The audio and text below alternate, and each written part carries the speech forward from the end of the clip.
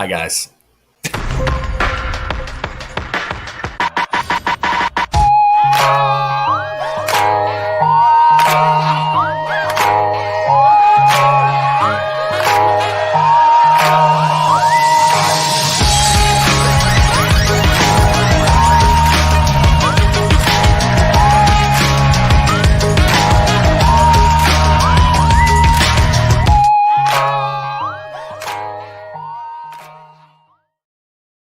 Oh, man, the music had to stop. I was feeling that. I was getting my groove on. What is up, everybody? This is the Full Coverage Football Show. My name is Jeremy. Follow me on Twitter at SomervilleCLE. And that's my boy, Mountain Drew, at Detroit Dave, 7 on Twitter. Drew, what is up, brother? How you doing tonight? I'm doing swell, man. I'm doing swell. It's good. It's good to be back on another Thursday. I got my golf fix out again. Need to talk some football. I'm looking forward to it. Listen, tonight we're going to talk football, but it's also our what really grinds your gears episode, because Drew, something's really grinding your gears right now, and it has to do with the NFL. Man, take over the floor. Get it off your chest. So, I mean, it's more of a – so when I say this grinds my gears, here's the deal. When the NFL comes out today and basically – I don't want to say they mandate, but they technically – I mean, they pretty much mandate basically saying – any team with an outbreak that has unvaccinated players will forfeit a game if they can't be in compliance with the 18-game season. To me, again, and this is not political at all, you can be on one side or the other. I'm just going to stand here in the middle, as Jeremy knows I tend to do. Like that's the place that I belong with when we talk about these arguments. Wow. But for me, I mean, how it's basically the NFL mandating something without mandating something. And to me, it just doesn't seem right. Like, especially the NFL for all of the wrong doings that they're a part of, to kind of not force place this on players, but basically force place it on players to an extent. And I know that there's been some players that have been vocal about that. I really do. And it's not, again, you can think, I'm not saying the vaccine's not good. I have it. So I'm not going to be here like, hey, don't get the vaccine. I'm just saying, like, the fact that it's gone to like the point where you're telling grown ass men who are adults with families what to do. That doesn't work in any other aspect. Trickle down through any aspect of football, right? That behavior would not be gotten away with in an NFL locker room on any other level. So what makes this different, I guess, is what I think. So, I mean, what I see in this is NFL's like, yo, DeAndre Hopkins, you're one of the guys. DeAndre Hopkins come out and already said, like, yo, I'm thinking about retiring.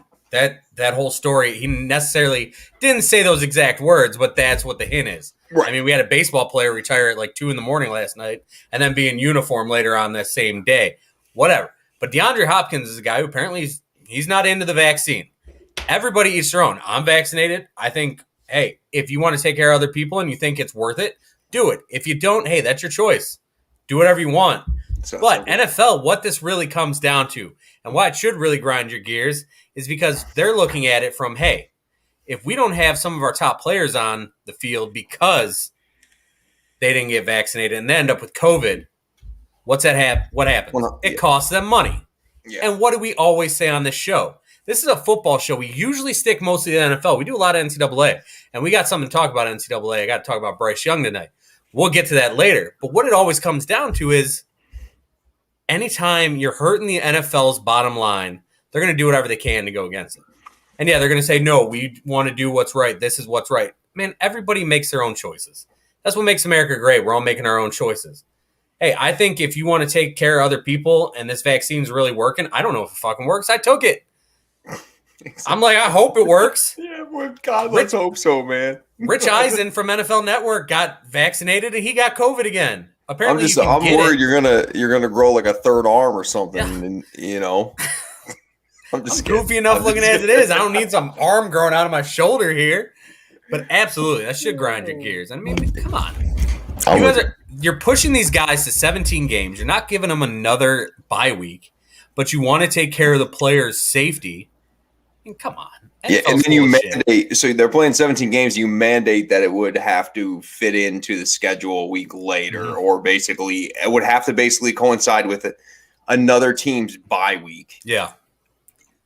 which won't happen. So like if it does happen, it's more than likely going to be a forfeit of a game because we're crunching 17 games into 18 weeks. Mhm. So like, what are the chances we get to week 10 and the teams have the same bye week and can play another game? Yeah. Like it's very low. And so that's what to me makes it feel like it's basically like saying, hey, it's a mandate, but yeah, what happens when players test positive for COVID? They've gotten the vaccine. I mean, what Yeah, do we do at exactly. that point?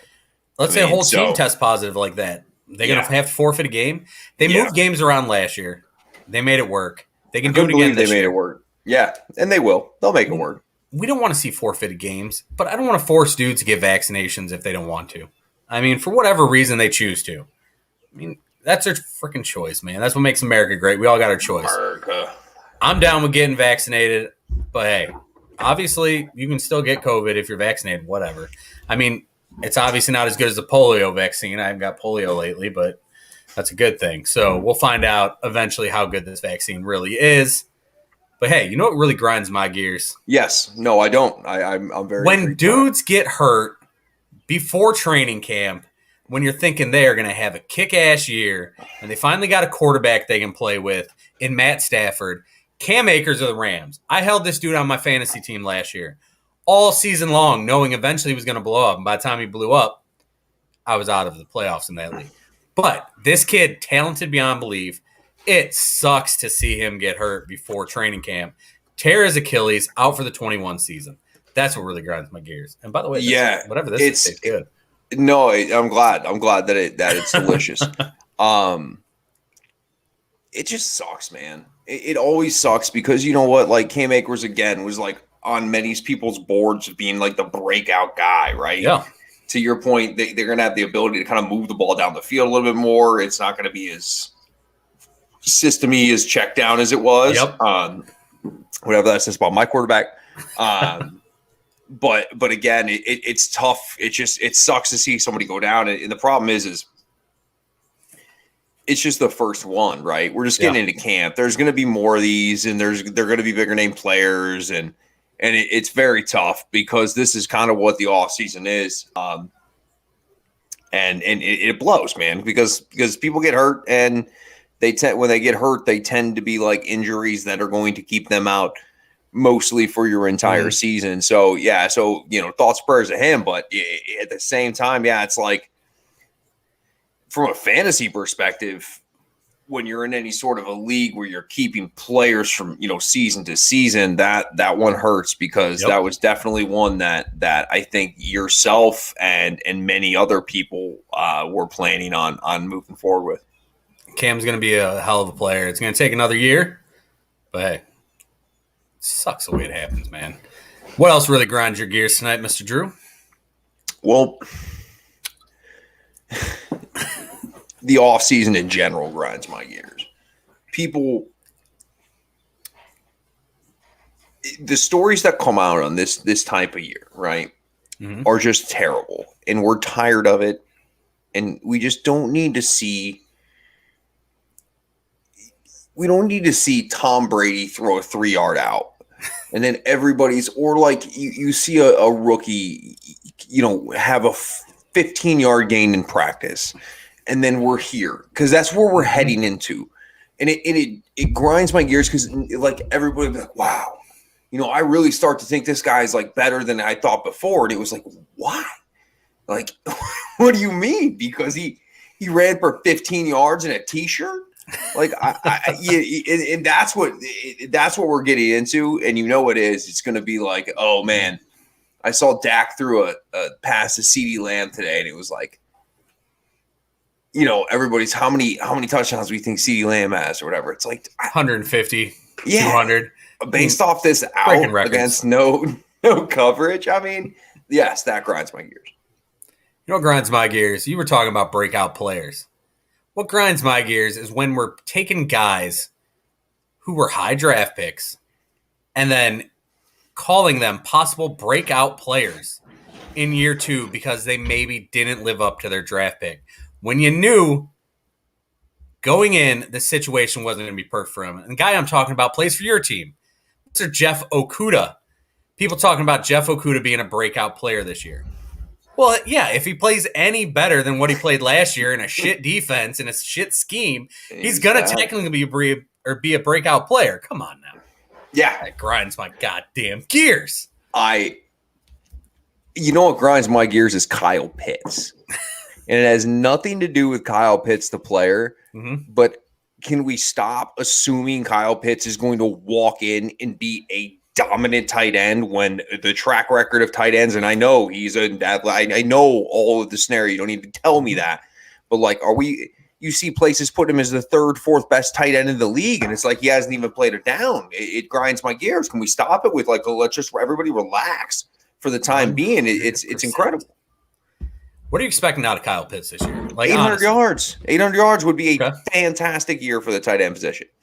I mean, use him as I'm looking at him as kind of he's a red zone matchup. Fades. You can hit a fade to him, you're killing it.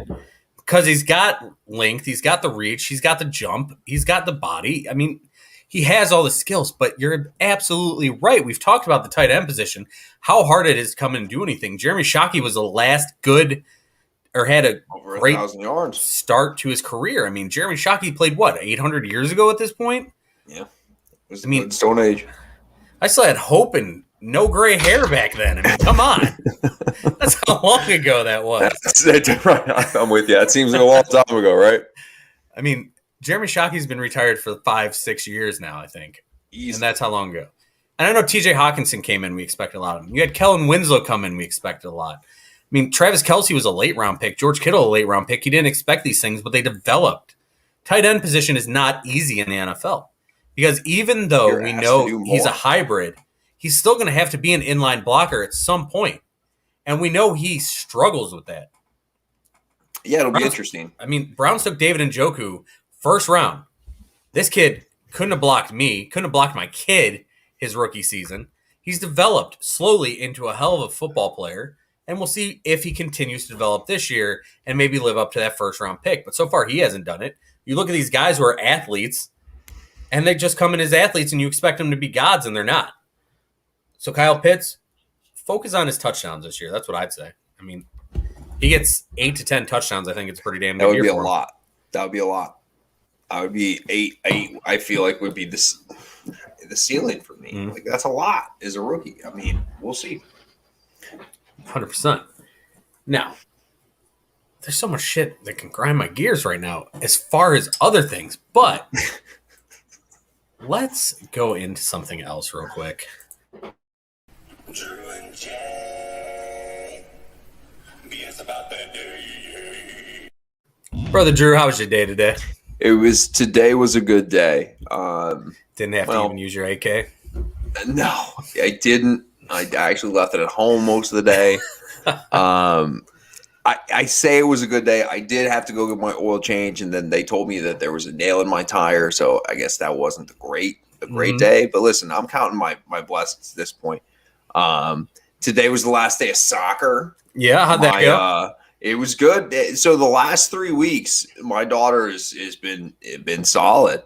And then, everybody got a medal today, and I think they went out for ice cream when I was doing my other show. So, yeah, all in all, I didn't see any snakes. Today was a good day. So no snakes. For those of y'all who don't know and probably don't know. No, yeah. I doubt you do unless you're like Yao Ming, who follows our text threads here. But Drew's been having a snake problem. Yeah. And not seeing snakes is a good thing for him. It's been a couple days now. That's so, good. And I like seeing. I'm thinking in my mind, was I just seeing the same snake over and over and over and over? But I know that can't be true. Like it's got to be more than one. But like I'm thinking, damn, is that the same one that I saw that other time? Like, you know what I mean? Like I want to believe that. I just don't know if that's necessarily true. One snake torturing you for weeks upon weeks, just messing with you. What a jackass snake that is. Yeah, I mean. Snakes, man. But it's good that soccer went well for your girl. It started off rough. I mean, it did. And she picked it up. That's awesome. You Yeah, can't go wrong. yeah. So it sounds like we're on to T-ball in the fall. So I will hell yeah. keep everybody posted. T-ball is phenomenal. T-ball adventures. What about you, man? What was your day like? Dude, man, I worked all day. I had no fun today, but I hey, did that too, actually. I mean, that wasn't. I guess it wasn't the that's great I day. literally worked up until the moment I sat down in this chair, started my computer. My face is all shiny because I've been sweating my ass off all day. But hey, I can't It's good look for complain. you. Making money. Kids are happy today. Kids are healthy. And that's it. I mean, like can't complain. And ladies and gentlemen, that was our segment. Drew and Jay. BS about that day. You know what really grinds my gears, Drew? You're back to the grinding the gears. Let's go. What's up? What do you got? When the USA Today comes out with their record projections in July. Now, last year or maybe 2 years ago, you sent me this thing the day it came out, and you were pissed because they said the Lions were going to suck. And we both thought the Lions were going to be pretty good that year. Well, it turns out they were more right than they were wrong. Now, this year, they say the Lions are going to suck again. They say the Browns, this is what bothered me, the Browns are going to be the best team in the AFC at 13-4. Wow. Now, why does that bother me? One, because it's the Browns and it scares the shit out of me when they have expectations. Two, because it's July. We haven't gotten through camp yet. We don't know if we're going to have Cam Akers-like injuries to any of these teams. So, yes, these projections. Exactly. We have the softest secondary in the world. Bunch of paper mache dolls playing corner and safety. I hope they're healthy. But yeah, it's tough. It's the same thing as like people that do drafts like in July or like and it's like people just got bit by Cam Akers. Yeah. Like it sucks, man. Like, but like that's why you do your draft like after like the last preseason game to make sure that like at least like going into week 1 you have a guy that's alive, right? Like you just want to make sure when you set that first lineup. Because you know you would never play the same lineup twice because people just start falling, like they start they're terrible or they're hurt, and you know how it is with fantasy. And it's just like that first week is your most pure lineup in your mind, and so you at least want to make sure when you draft a team that you can feel good going into that first week because you know shit's about to hit the fan, and everything's about to go out the window. Week 1 is solid. It's downhill from there usually in fantasy football. Now, speaking of fantasy football, hopefully starting next week, we haven't talked to Chris about this yet. At Detroit, BC, we're going to start our Thursday segments with him beginning next week, talking fantasy football, hopefully opening up with breaking down his quarterback rankings, see who he likes, who he doesn't like, who he thinks could surprise, and that. So our new segment, talking with Beastie and the boys, will start hopefully next week. But first, we got to go by Chris with that. So y'all are hearing this for we've even asked him, but we know he's going to be back at some point. Hopefully it's good for next week. And if you're not following him, at Detroit, BC on Twitter, the hell's wrong with you? Follow him because he's doing MLB stuff right now and he's killed it the past 3 days at least that I've been able to see. And I haven't been on Twitter that much. I just know he's kicking ass as usual. But yes, check out at Detroit Beastie doing his work as always. Hopefully join us again next week, beginning next week. We should be able to do that and then carrying on through the rest of the NFL football season. But now I want to talk about Bryce Young, man. Bryce Young, for those of you who don't know, he is the backup quarterback. Well, he was last year. I don't know if he's going to start this year or whatnot. But he was a backup quarterback for the Alabama Crimson Tide. This man, this boy, really, he's already made over $1 million from the name, image, and likeness laws coming in handy. Some of these kids are just killing it with these name, image, and likeness. I mean, your guy, Bo, he's out there, Bo Nix. He's getting deals already. It's crazy what these kids are getting. Hey, Bo Nix's ass should have to get all that money back.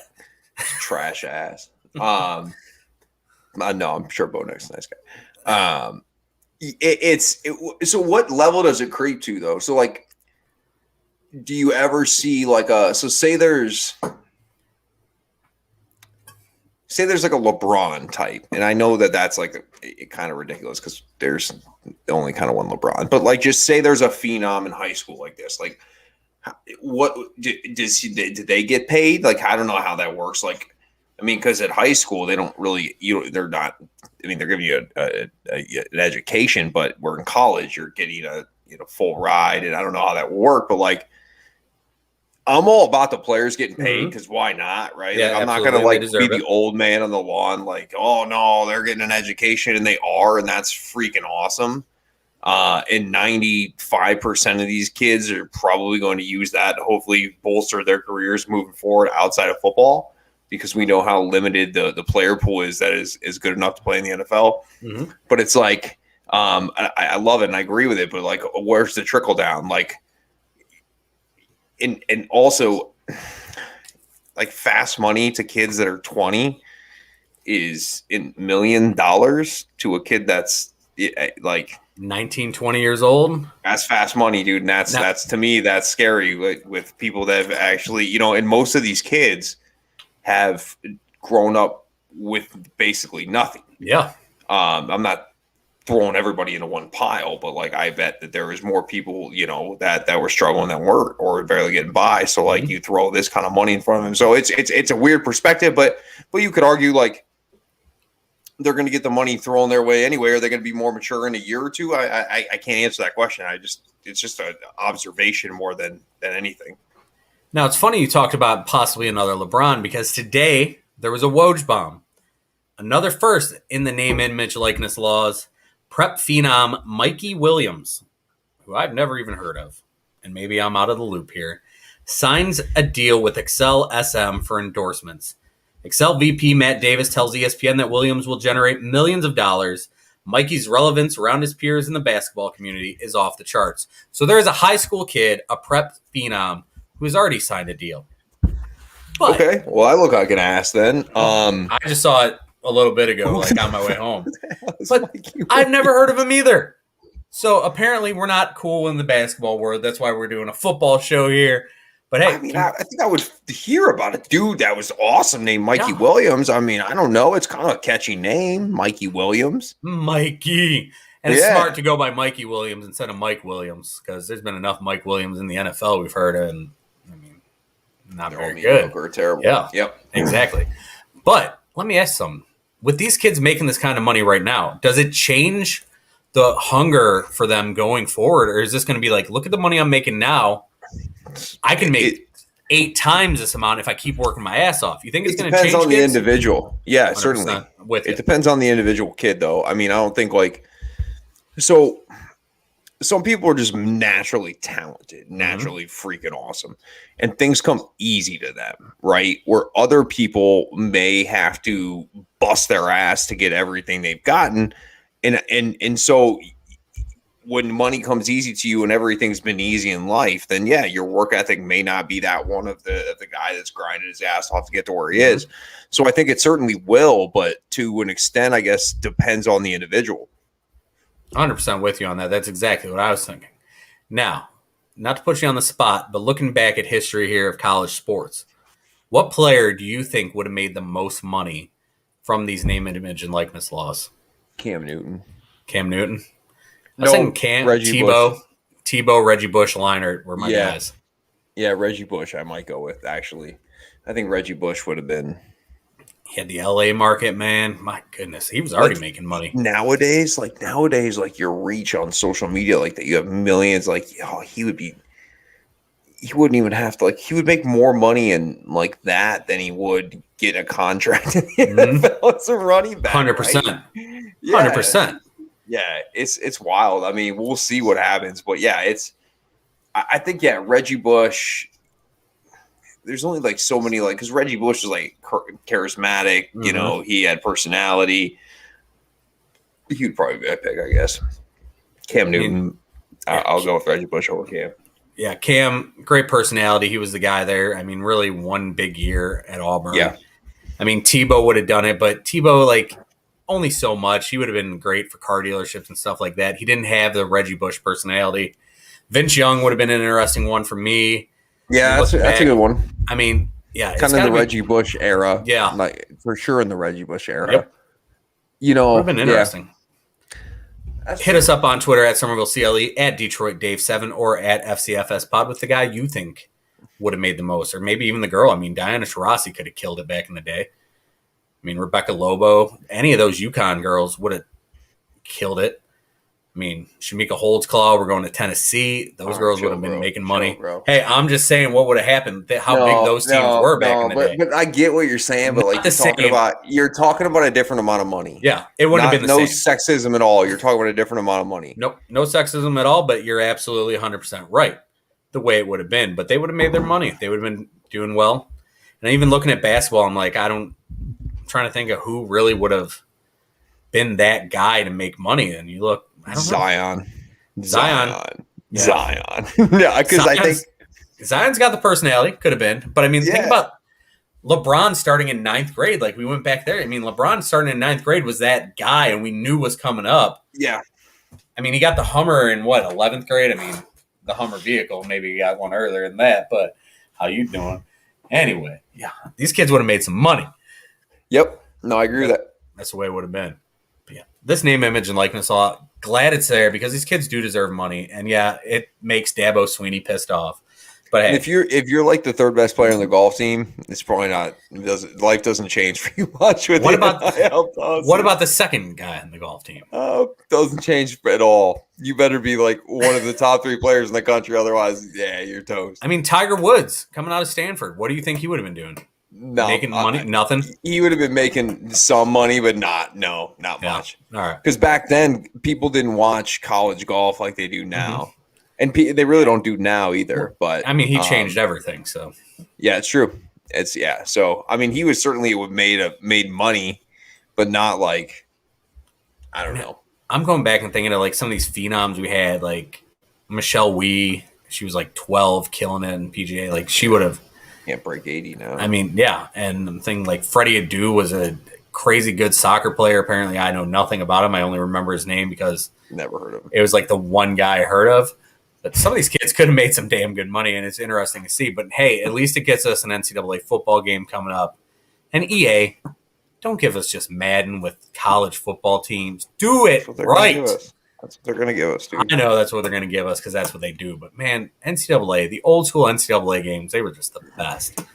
I was running read option with Kansas and killing it. It was a good time. The option hasn't even been like a realistic feature in any game since 14. Yeah. It's too bad. I'd like to run the triple option with Army and just like piss people off. Because what I'll do is I'll just run triple option and then run the clock down to 1 second, and they'll get like two possessions a half, and they'll just hate every minute of it. Even if I lose, it just pisses like the teams that just want to pass all over the place. It drives them crazy. Getting yelled at by some 8-year-old. Why are you doing this, noob? I'm gonna kick your ass, noob. It's like, bro, enough. But let's move back into football on the field. Drew, you hit me up with an interesting rumor today. Deshaun Watson to the Eagles? Yeah. Think this has traction? Nah, maybe. I mean, I think no news has been good news for Deshaun Watson 100%. As far as I'm concerned. I mean, shit, dude. It was a month of just like allegations after allegations after allegations. And this may or may not be settled, outside of court, which I'm sure that there's maybe some things that are being settled because if Deshaun Watson just wants it to go away, he certainly can try to do it as much as he can. Now, we see that perspective, but then we look at the NFL perspective. I mean, if any allegations are true, which we may or may never find out, yep, you would think there has to be some sort of a suspension underway, whether it's a slap on the wrist like Ray Rice before we saw the elevator video, or if it's like a year. I don't see it being that if things as far as legally go correctly for Deshaun Watson. So if all those things are said and true and they go that route, I mean, to think about Philadelphia, which has 3 first-round picks, reports are they're not sold on Jalen Hurts. He could be used as a trade. Man, imagine being traded to Houston, man.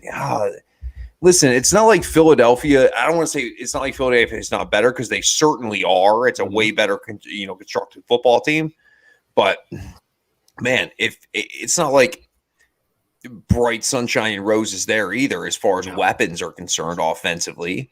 But yeah, if you get traded to Houston, it's rough. But I mean, certainly there could be something there because we haven't heard any news from Deshaun Watson, but that certainly doesn't mean that he doesn't want to be out of there. And a teammate of his saying he believes there's a 90% chance that he gets traded to the Eagles.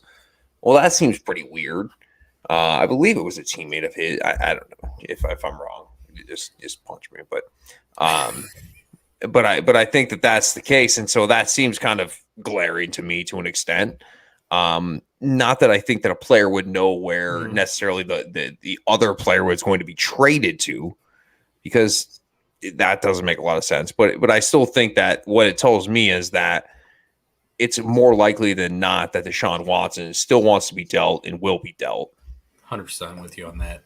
Now, if you're Howie Roseman, first off, how many different quarterbacks are you going to go through and still be able to keep your job while you get rid of the guy who won the Super Bowl? Anyway, what are you giving up for Deshaun Watson right now? Whatever. What do you feel comfortable? Still whatever? I mean, because of how good he is? To an extent, yeah. I mean, because I think, again, we play the mystery box card all the time, but a healthy Deshaun Watson's top 7 to 5. It's funny that, like, all these listings and things that we see now, like on NFL quarterbacks, none of them have Deshaun Watson. Mm-hmm. Like, if Deshaun Watson's out of legal trouble, Deshaun Watson's the top 5 to 7 quarterback in the league, and I don't think that you could really argue it very much. I mean, I'm willing to give up multiple first-round picks and Jalen Hurts, right? Yeah. I mean, just get it done, right? If you're comfortable with the legal side of things, then you make that move. I mean, you have to. If you're comfortable with the legal side of things, you have to do. I mean, you're probably not. You're gonna get him for less than what he was worth, 10 months ago, back when the season ended last year. You're still getting a bargain on him. You don't have to worry about the mystery box. You know what he is. You know, if you dig deep enough, you know how far his legal troubles go. You have to do your homework on him. You have to talk to the NFL to see what their thoughts on him are. Are they going to suspend him for just these allegations? Is nothing going to happen? Because if you have a healthy Deshaun Watson, week 1, I mean, Eagles, they've got weapons.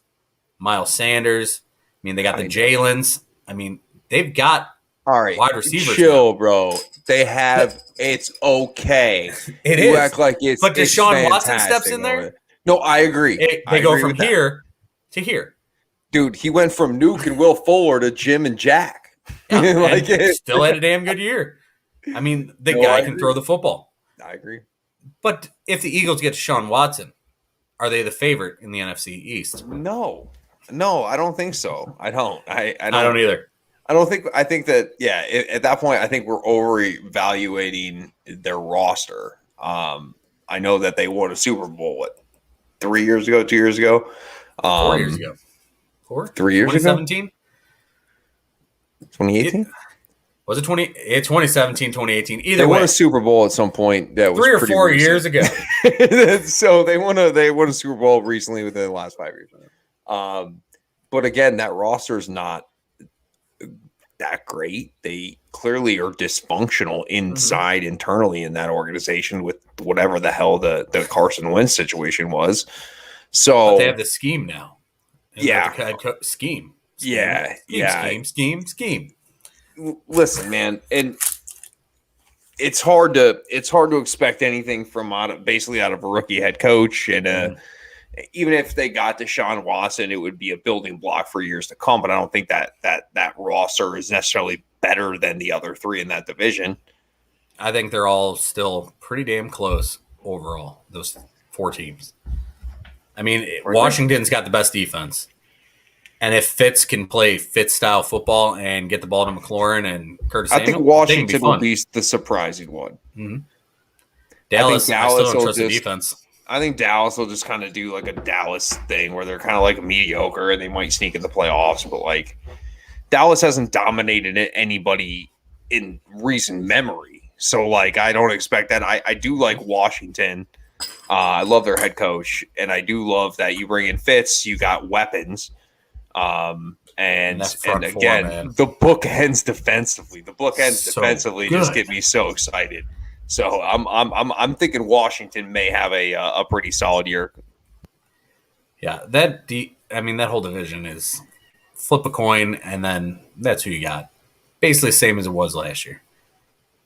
We'll get into all that closer to when the season's about to begin. We'll get all our previews. We'll talk about that, our projections, because right now we can go on this stuff, and then next week, something bad happens to a player.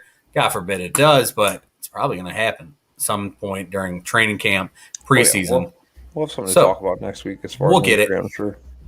We will get to talk next week about fantasy football, whether Chris joins us or not. Hopefully he will be. We got to hit him up and get on that.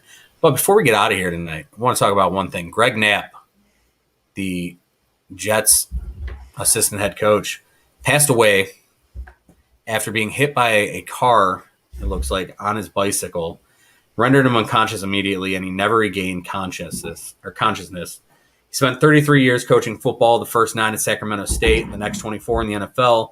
As an OC and quarterback coach, he coached hundreds of players, including Steve Young, Jeff Garcia, Rick Meyer, Matt Shaw, Michael Vick, Peyton Manning, Matt Ryan, and most recently, Zach Wilson. Greg Knapp, only 58 years old, hit while riding his bike by a car. Sad to see. Best wishes to his family. But that was crazy to hear. I was kind of shocked to see that tonight. And just awful damn news. Not a good way to end the show, so we got to pick it back up here. Shit, dude. What was that all about? Just like, as I was flipping bless through him and Twitter. his family. Bless his family. Yeah. No, terrible. Thoughts and prayers to the family. Mm-hmm. Knapp family. Terrible situation, and thoughts and prayers with them. So we just want to touch on that. Now, we need to get back into something good football here. Urban Meyer going to make it to the regular season here. All this stuff going on around him, it just gets – Urban Meyer has issues with not being able to coach his guys when he wants to, thinks the NFL should be more lax on rules. Then all of a sudden, him and their head or GM, Trent Baalke, getting talk about bringing into court or something. I read a little bit of this. Have you heard any about this? Mm-mm. So apparently I heard that they're basically finding – I know that Urban's getting fined $100,000 for not practicing or for over practicing. It's just crazy. Urban's finally out of college football. Doesn't have to worry about all these restrictions. Thinks he doesn't have to worry about all these restrictions. Gets into the NFL, and now there's more restrictions. How much is he going to change things in Jacksonville this upcoming season? It's hard to say. They have a lot of here's the deal. We've looked at Jacksonville in the last 4 years, maybe 5 years. We saw Blake Bortles make it to an AFC Championship game. They've always been prided on their defense. They've had to give up some pieces of that defense. I don't think that defense is as good as it was. However, you look at the offensive side of the football, they have DJ Chark, Laviska Shenault, they add Travis Etienne. DJ Chark. Yeah, exactly. And then you also add in the kind of the coveted quarterback since 2019 that we've been hearing about.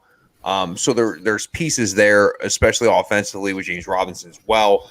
Like there's pieces there that you would think that would be good, but I definitely think it's going to be a learning curve. We also have to take into account that the quarterback's a rookie, right? And he's going to go through growing pains. And I know Trevor Lawrence is a guy that everybody thought was kind of the coveted one, and he certainly may be. I don't know, but it's not going to be just something that they go into and perfect right away. And also from Urban Meyer's stance, he's going to have time to figure out what he's doing and what his team's doing. And I don't expect them to have a ton of wins.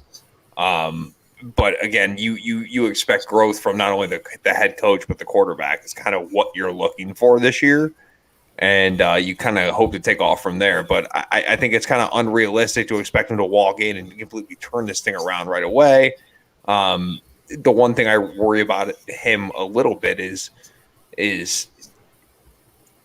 the NFL locker room is different than the college locker room, right? You can exhaust guys in the college locker room, and they graduate, and everybody moves on. And like the same voice in the room over and over, Urban's going to have to adjust the way that he probably talks to players and the way that he approaches things. And we'll just see how that pans out. But I think it's kind of unrealistic, and the expectations are ridiculous if we expect him to have some awesome year this year with all the new pieces and kind of him being kind of a new toy as well.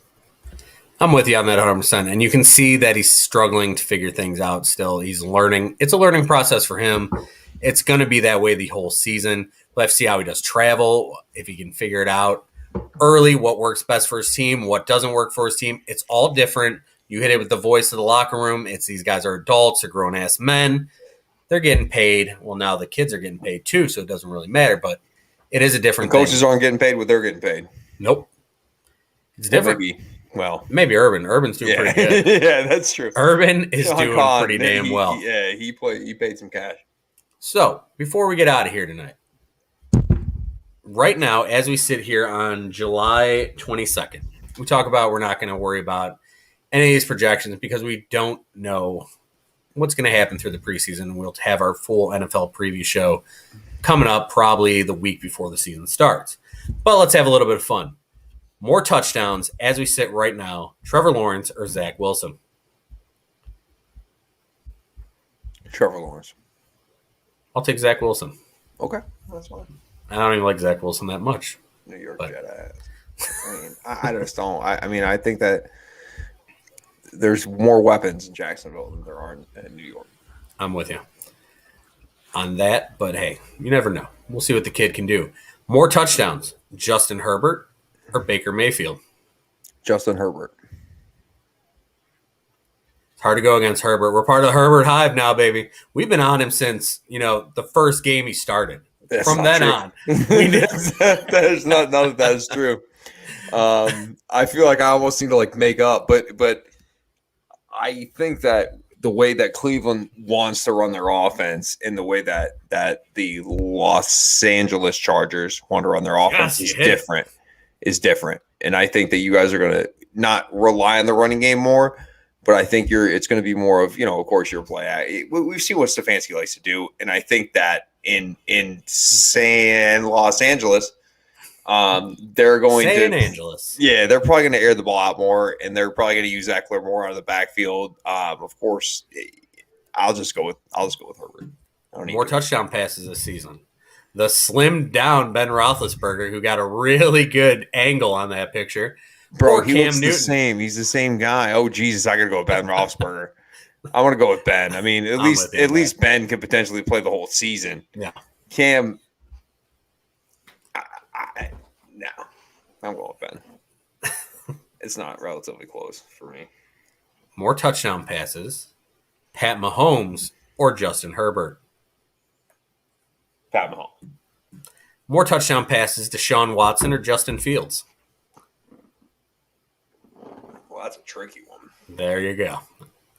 Hey, we're pulling this whole segment out of our ass after I kind of killed the show for a second there. Yeah, it was weird. You pulled the plug on the whole fucking thing, man. I'm gonna go with Deshaun Watson. I don't know Deshaun Watson. That's tough because I again I could see him being suspended for 4 games, 6 games maybe, but I still think that Andy Dalton's going to start for 3 games or so. So then, if we're talking about a 3-game difference, I think Deshaun Watson throws more touchdown passes. But he doesn't even have a team to be on. I don't even know. He doesn't even have a team. But Andy Dalton starting, the Red Rockets starting, is that the right move in Chicago? Yes. Okay. Yes. Yes, it is. Why not? Why not? Do we see a different Jared Goff this year because the expectations are less than what they've been in LA? Is he going to sling it, just gunslinger all of a sudden, or is he still going to be? No, he's not. You don't just become a gunslinger, right? Guys are skittish to throw into some windows, and they're always pretty much going to be skittish to throw in some windows. Mm-hmm. And we're talking about, and I'm not saying Jared Goff's arm strength's not fantastic, but we're going from a guy that has elite arm strength that can fit it into tight windows than into Jared Goff. And I'm not saying that Jared Goff's a bad quarterback, and I think the Lions can win some games, but we're talking about different. Yeah, I'm just not in on it. I think that they're going to try to run the offense around what Jared Goff does well, but you have to keep in mind we got no wide receivers. No team's got no wide receivers. Quintez Cephas and Tyrell Williams. We're out here just It's like a bum. We're like the homeless freaking, the homeless wide receiver team. Like we ain't got nobody. Don't sleep on Tyrell Williams. Yeah, I mean, listen, Tyrell Williams probably having a decent season because there's not a whole lot there. I mean, Amon St. Brown. So now we're talking about rookies coming in and saving the day. Quintez Cephas, a second-year player. Is he the best wide receiver on the team? I mean, shit, that's not great. Nope. That's not good at all. Now, back to bike stories. You been riding your bike still? How many miles do you think you've done this week? I've done 0 miles this week. I've done 0. Let me explain. I've been doing lots of extracurricular yard work. Okay. No, actually, I take that back. I've done 7 miles this week. I did one ride for the week. So no, let's bring that up next week. We'll see where we're at. So the training for the next year's Tour de France, it's on hold? Well, it's just on hold for now. Things came up with snakes and nail in the tire, and then something I felt like was crawling in my wall, but not a big deal. So yeah, so we're gonna take a little break from that. But next week we're really getting back into it. I'm thinking I ordered some steroids that Lance he recommended me. So hopefully those show up next week, and we're ready to go. Every week's going to be, it really grinds my gears. You're freaking out all roid rage and angry, the veins popping out of your neck. It's going to be a whole different show coming up. It's going to be crazy. Look forward to it. I can't wait. Like, hang on. I got to go upstairs and get a shot. Wife's got to inject you in the ass. Exactly. It's a mess. Wife's up there. What do you got planned for the weekend, brother? Anything good? No, I don't think so. We're doing a little party tomorrow over at my brother-in-law's house, and then the weekend. It's just like I got so much shit to do, but I don't want to do any of it on the weekend. So hopefully, I'm just gonna lay back and relax. But that's not gonna happen. So my wife will determine what I do this weekend, and I'll let you know next week. Smart man, right there, ladies and gentlemen. Very smart man there.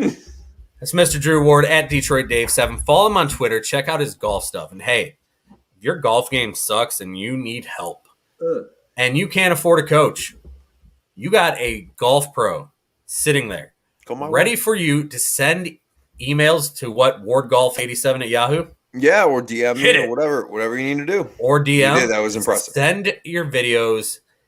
He'll fix your golf swing. He'll make you better. He'll make you more gooder. He'll make you the most goodest because that's what he does. Check out his golf shows for sure. Always does a good job on those.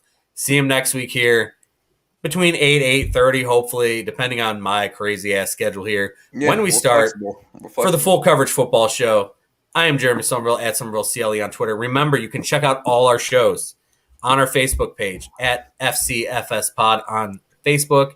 Plus, they're on our Twitter page. You can find them there. But for sure, all easy and lined up on Facebook. Check out our episodes with Nick Wilson from Charlotte. Check them out with Dean Blandino. Check them out with all the times Chris was right last week. Hit up last year's shows. See how damn good Drew was on Ward's Wagers. And know that coming up, Ward's back. Wagers is back, baby. Yeah, I'm excited about it. I'm not betting preseason games for the kids out there. You degenerate assholes. Save your money. Save your money. We'll get to it when week 1 rolls around. All right. With that, next week we'll hopefully be back with Chris with our segment Beastie and the Boys, doing some fantasy talk. And yeah, we may have to borrow some rights to some music that would fit perfectly there, but we'll see how that goes. Without further ado, we will see you guys next week. Remember, as always, if you live the life you love, you'll love the life you live. Good night, kids.